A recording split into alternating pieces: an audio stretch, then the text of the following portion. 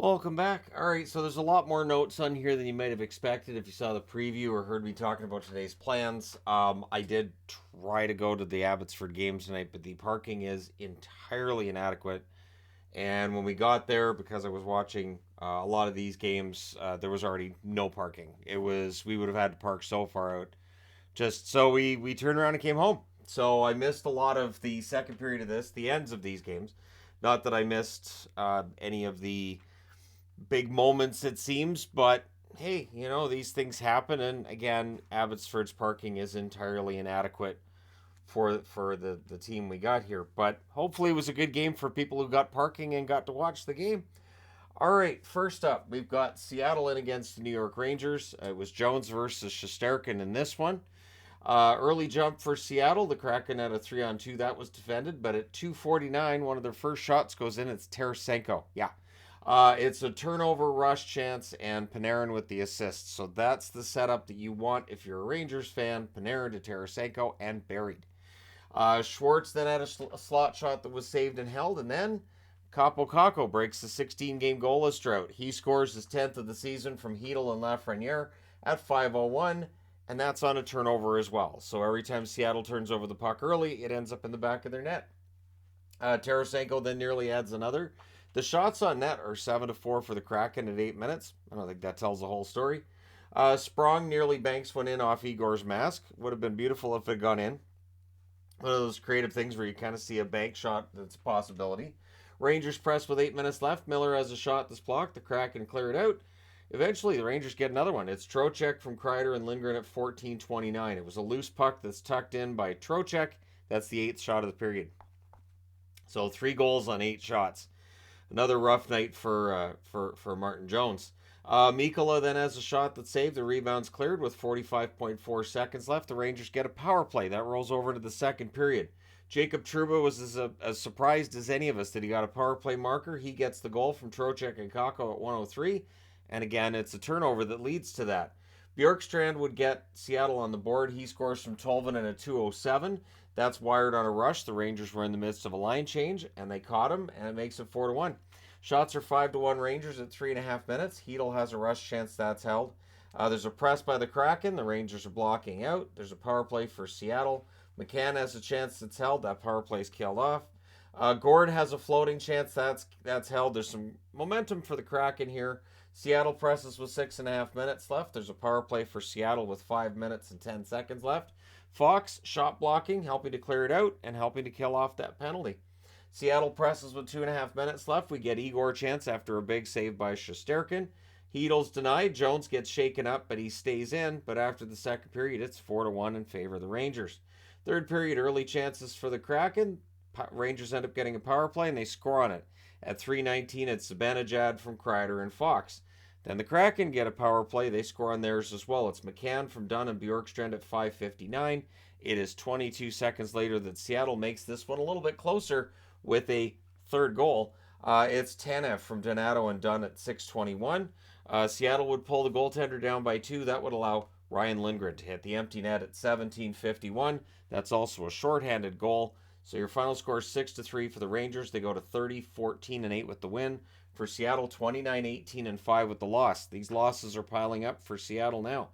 3 stars are Tarasenko, Trocheck, and Kako. Shots on net, 12-10 Rangers in the first, 9-8 Seattle in the second, 10-8 for the Seattle Kraken in the third. Final shots, 29-28 in favor of Seattle.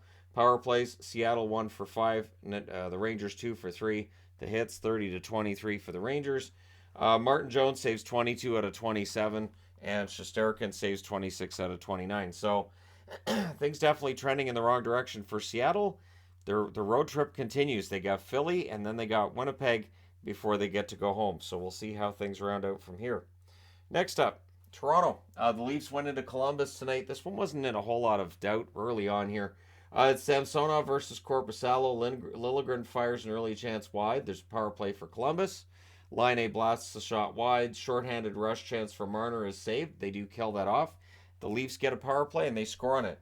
It is Tavares from Marner and Bunting at 5:45. He buries that one in close. So it's 1-0 for Toronto. Columbus looks to answer. Nylander was denied on a fast break. The shots are 7-4 in favor of the Leafs at the half. Steves was denied in close on a turnover. This was his first game of the season for Toronto. Zone time for the Jackets, but they're mostly kept to the outside during that. Aston Reese has a rush chance that deflects out. Leafs press with 2.5 minutes left. With 1:23 left, there's a power play for Toronto. That leads to a shorthanded 2-on-1, and Sandin breaks that up. So, power play rolls over into the second period. Columbus finishes off the kill. There's a near miss for Nylander on a turnover. The shots are 5-1 Toronto at 5 minutes. So, it's 1-0 only because of the heroics of Korpisalo at this point. So Nylander has a shot that's blocked. Roslovic then had a rush chance that's kicked aside. Robinson had a net drive that was held on to. The second period was the best period of the game for Columbus. Power play for the Leafs, that's killed off. Then there's a near miss on a stretch pass to Mitch Marner. Columbus gets a power play, and it's 4 minutes. It's double minor for high sticking. That leads to a shorthanded Aston Reese shot. That's saved. Gaudreau fires one wide when Columbus tries to set up. There's a shorthanded rush by Kerfoot. Everything's killed off, and the crowd shows their displeasure with some booing. Gaudreau's denied. The rebound's cleared out, but it stays 1-0 after 2. Third period, there's some good early back and forth in this one. Sillinger has a rush chance that's saved. There's a press by Columbus at 2.5 minutes, but Toronto would add a couple more before this is done. First, it's Engvall from Riley and Kemp at 7:49, and less than a minute later, it's Tavares from Marner yet again at 8:38. So Toronto wins this one 3-0. They go to 32-13-8 with the win. Columbus 15-33-4 with the loss, and they will do it again tomorrow night in Toronto. 3 stars in this one: Tavares, Samsonov, and Korpisalo, so both goalies on the board. Shots 14-6 for Toronto in the first, 15-14 Columbus in the second, 13-9 Toronto in the third. Final shots 41-30 for the Leafs. Power plays: Toronto 1 for 4, Columbus 0 for 3. The hits were 16-6 Columbus. Samsonov saves all 30 shots for his 9th career shutout. Korpisalo saves 38 out of 41 at the other end. And if it wasn't for Korpisalo's heroics, it could have been 7 or 8-0. It just would have been so ugly. All right, next up, Arizona and Chicago. So it was Ingram versus Stauber in this one, as Stauber continues to show he's got definitely some good skill in that net. Early press by the Coyotes, and eventually they score at 1:28. It is Keller posting in from Chychrun and Schmaltz. Chychrun played almost 30 minutes in this one tonight. He's playing a ton, and he's playing well, and the asking price will continue to stay high. Because remember, they don't have to trade him. So if they keep him through the deadline, you've kept him through the deadline, and you can sell him in the summer. The Hawks press for an answer. The shots are 2-1 in favor of Chicago 5 minutes in.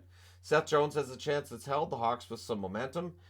Ingram really solid at this point in the game. There's a near miss for Kurashev. Coyotes clear it out.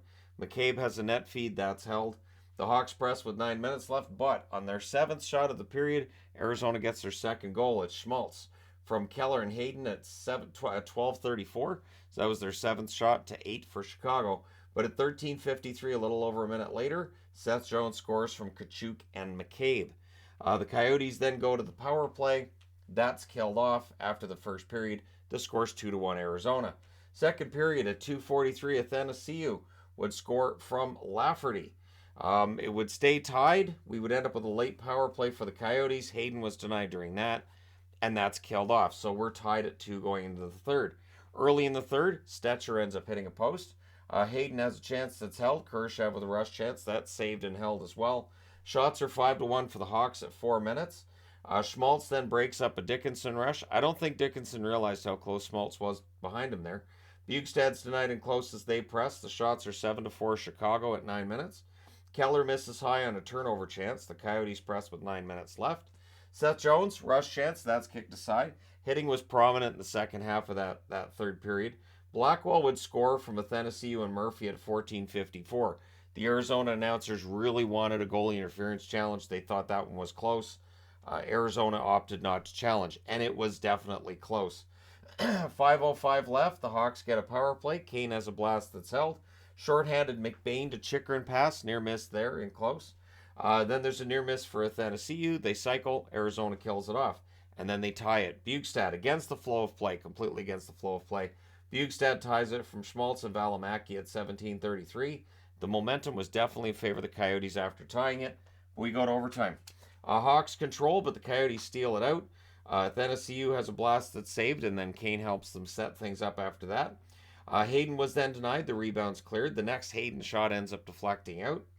There's some booing as the Coyotes rag the puck a little bit out there, killing some time and trying to set things up. But Athanasiou would be denied when the Hawks get the puck back, and then Caleb Jones is not. He gets the overtime winner from Athanasiou and Lafferty at 3:37. So your final score is 4-3 in overtime for Chicago. Both teams get points. Chicago goes to 16, 29, and 5 with the win. Arizona 17, 28, and 7 with the overtime loss. Your 3 stars in this one: Caleb Jones, Athanasiou, and Seth Jones. Shots 16-10 Chicago in the first, 10-5 Chicago in the second, 14-9 Chicago in the third, 4-3 Chicago in the overtime. They deserved the win in this one. Final shots 44-27 for Chicago. Arizona went long stretches without really good opportunities in this one. Power plays, both teams 0 for 2. The hits 27-25 for Chicago. Ingram saves 40 out of 44. Stauber saves 24 out of 27. So both goalies play well, and in the end, Chicago gets the extra point. All right, last game of the night, Pittsburgh in against the Anaheim Ducks. And this one looked like, at one point I had the no mercy magnet up there, but Anaheim made the score somewhat respectable. So it's DeSmith versus Gibson. Gibson was going to make a new career high in saves by the end of the night, which is saying something considering how much rubber this guy faces. Early press by the Ducks. The shots, though, are 4-1 for Pittsburgh 3 minutes in, and it would stay at that rate. Dumoulin has a blast deflect out. Crosby nearly buries one, but it stays on the line. Penguins are giving very little room. No zone entries for Anaheim at this point in the game. Ducks get stuck on one shot for a while. The Penguins would press, and they would score. Pierre-Olivier Joseph scores from Bluger and Archibald at 9:03, and that was posted in. McTavish then has a rush chance that's saved. The Penguins get a 4-minute power play during that set of plays that go on there. There's a post for Gensel. They cycle. That 4-minute or that power play actually ends up being called off. So 4-minute power plays, not a problem tonight. Ducks press, that draws them a power play. They score on theirs. It's Zegras who scores on the power play from Henrique at 15:26. We then had kind of a fight between Friedman and Shattenkirk. It started and then it was kind of over, so they get roughing calls. There was already a penalty coming, so the Penguins still come out of that with the power play, and they score on theirs. It's Kapanen from Joseph and Rust at 17:38. Way too many chances for Pittsburgh. Ridiculous amount of prime opportunities for Pittsburgh, and before the period's out, they would score again. It's Carter from Kapanen at 19:47. So after one period, it's 3-1 Pittsburgh. Second period, near miss for Malkin. It's all Penguins early on again. The Ducks would press at 2.5 minutes as they wake up. Magna's denied. DeSmith holds there. The shots are 2 apiece at 4 minutes. Grant fires one high on a turnover opportunity. Carter has a net feed. That's blocked out. The Ducks press at 9.5 minutes, but they're kept to the outside. Zegras to Strome, near miss there. The Penguins press with 7 minutes left. Bluger nearly buries one. The Ducks would then rush. However, Joseph would score one before the period's out at 14:55. Malkin with the assist.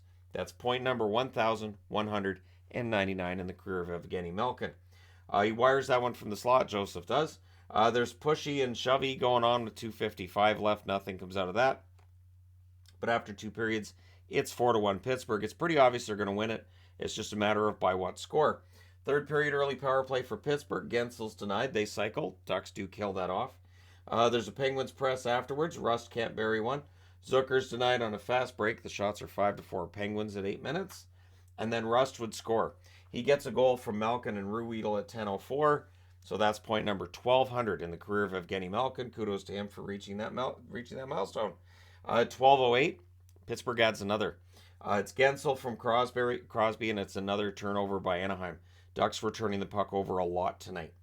However, the Ducks do answer at 13:34. It's McTavish with a one-timer from Silverberg.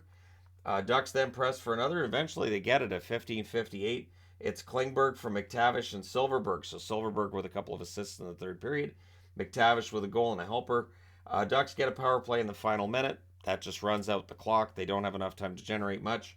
Your final score is 6-3 for Pittsburgh. They go to 26-16-9. For the Ducks, they're 17-30-6 with the loss. 3 stars in this one: Joseph, Malkin, and Rust. Shots in this one: 25-8 Pittsburgh in the first. It's the most shots they've had in the first period since 2010. I think that was against Calgary, they said.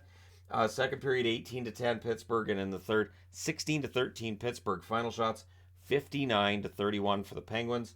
Power plays: Pittsburgh 1 for 4, Anaheim 1 for 2. Hits: 11-10 Anaheim. DeSmith saves 28 out of 31. And for Gibson, 53 saves on 59 shots. So you had an .898 save percentage and a goals against average of 6. And that's why I prefer save percentage over goals against average. And it also shows that Gibson's numbers are ugly. They could be a lot worse. The defense in front of him tonight just was non-existent. Let me know your thoughts in the comments section below as always. Don't forget to hit like and subscribe. If you're browsing your way through, you just happened upon this video. Thank you guys so much for watching, for all your support. Apologies about my voice, but that flu I had last week, still, throat having some problems. Anyways, thank you guys so much for all your support. I will talk to you again soon.